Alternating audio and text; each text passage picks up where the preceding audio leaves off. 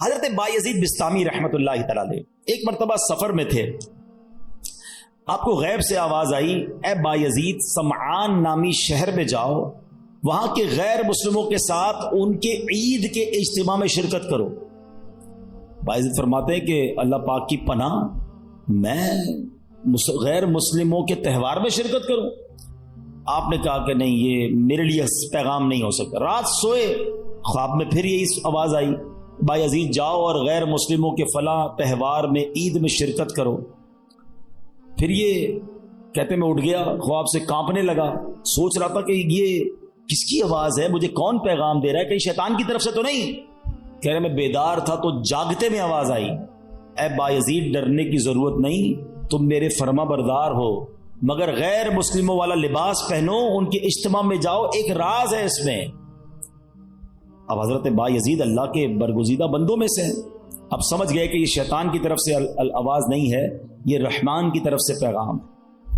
آپ نے لباس پہنا اور آپ چلے گئے غیر مسلموں کے تہوار میں۔ اب سارے بہت بڑا میدان، بہت بڑا میلہ، سب لوگ اپنے سب سے بڑے عالم کے انتظار میں بیٹھے ہیں۔ کچھ دیر بعد ان کا عالم آیا، سب لوگ بیٹھ گئے، اس نے تقریر کرنی تھی، مگر جیسی وہ عالم تقریر کرنے کھڑا ہوا نا، وہ کپ کپانے لگا، لرزنے لگا۔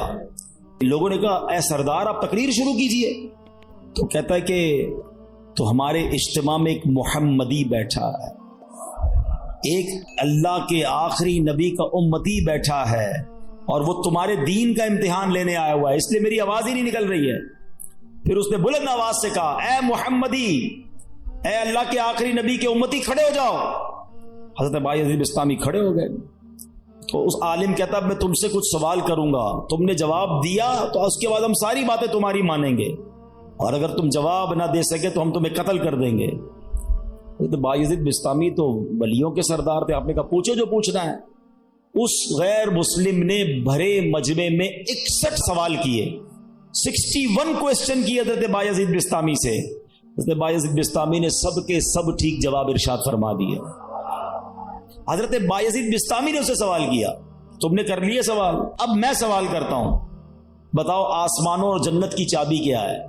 تو جو غیر مسلموں کا عالم تھا نا، وہ کہتا ہے آسمانوں اور جنت کی چابی کلمہ طیبہ لا الہ الا اللہ محمد الرسول اللہ ہے۔ اللہ پاک نے اس کی زبان پر حق جاری کر دیا۔ اب اپنے اتنے بڑے عالم کی آواز سن کر، اس کا جواب سن کر، اس میدان میں ہزاروں غیر مسلم تھے، سب کے سب کلمہ پڑھ کر مسلمان ہو۔